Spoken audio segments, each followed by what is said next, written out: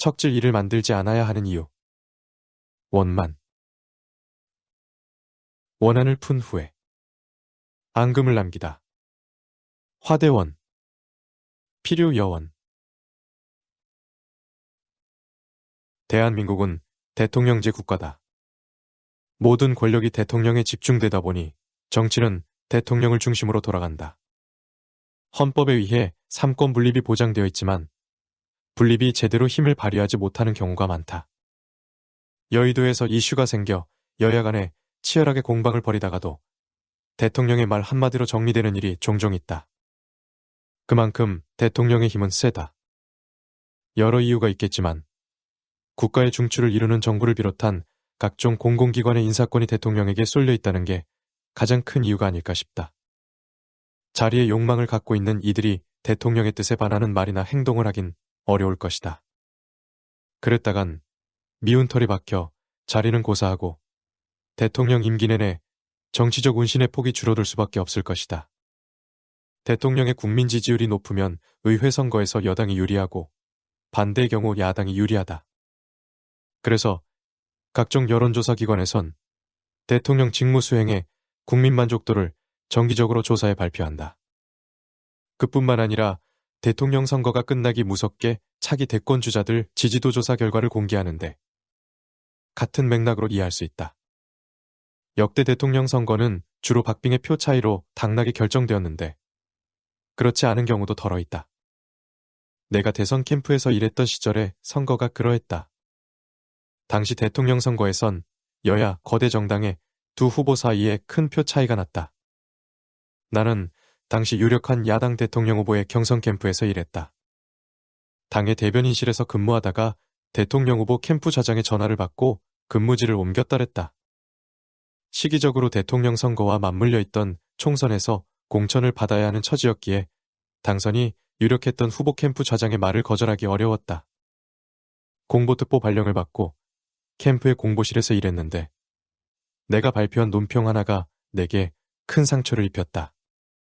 캠프에선 매일 아침 7시 전략기획회의를 여는데 캠프 좌장이 회의를 주재하고 기획팀과 공보팀의 상근 요원들이 함께 참석했다. 대선 투표일을 얼마 남기지 않은 회의석상에서 좌장이 문건을 하나 보여주며 관련된 내용을 논평으로 발표하라는 지시를 내렸다.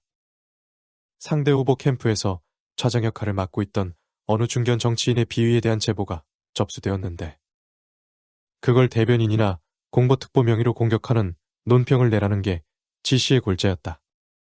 상대 후보 본인에 관한 내용이 아니었기에 대변인 명의로 논평을 내는 건 부적절하고 공보특보 명의로 내는 게 적절하다는 의견이 많았다.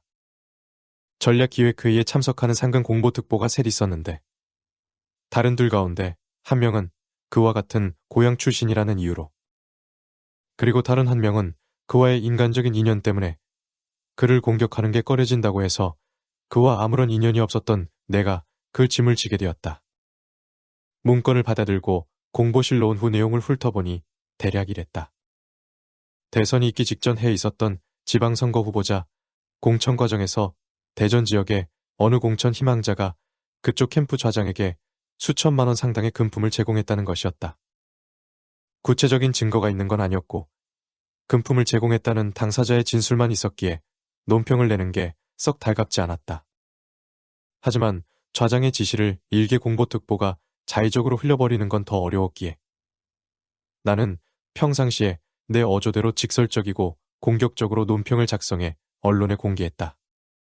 하지만 그게 큰 사달을 일으켰다. 공격을 받은 당사자가 펄쩍 뛰며 우리 측 상임 고문 역을 맡고 있던 원로 정치인에게 항의 전화를 걸었고 그 원로는 공보실을 찾아와 내가 낸 논평을 손에 들고 흔들며 나를 질책했다. 윗선의 지시대로 논평을 작성했을 뿐이라고 해명했지만 소용없었다. 며칠 후 치러진 후보 경선에서 우리 측 후보가 승리했기에 그 사건은 유야무야되었다. 하지만 총선 공천 과정에서 그 논평이 내 발목을 잡았다. 당시 지역에선 나의 공천을 기정사실처럼 받아들이고 있었다. 대통령 선거 캠프에서의 역할이나 당협위원장으로서의 역할 등으로 볼 때 내가 가장 유리했다. 내게 전화를 걸어 당에서 캠프로 자리를 옮기게 한 선거 캠프 좌장이 자네는 지옥불에서도 내가 업고 간다라며 내게 힘을 실어줬다. 그만큼 분위기가 좋았다.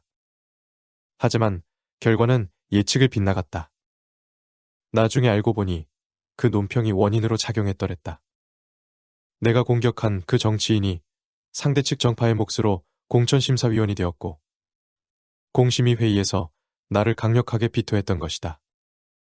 훗날 지인의 주선으로 그 정치인과 식사를 같이 하고자 그의 사무실을 방문했는데 그때 그는 책상 서랍을 열더니 문건 하나를 꺼내 내게 보여줬다.